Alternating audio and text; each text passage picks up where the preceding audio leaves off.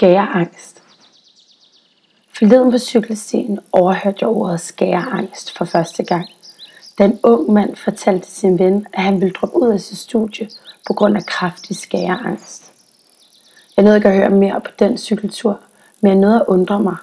Skæreangst. Altså, det må være en angst, man får, når man skal skære i noget eller nogen. Og det må vel forekomme i ret mange forskellige erhverv.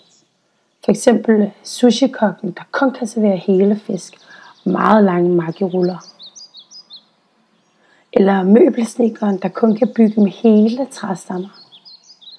Og så er der bondemanden, der ikke tør skære bunden af frugt og grønt. Og hans bondekone, der har det på samme måde med sine blomster. Og hvad med vores aviser og bøger og blade?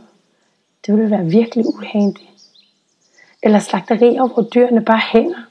Det ville jo også kræve, at supermarkederne fik større kølediske, og vi så fik større køleskabe.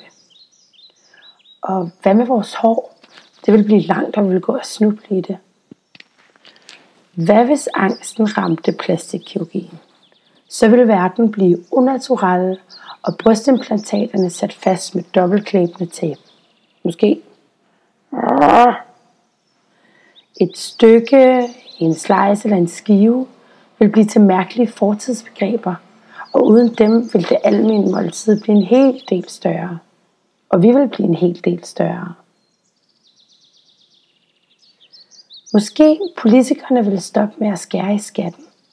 Stop med at skære i dagpengene og i ulandsbistanden, og stop med at skære alle over en kam.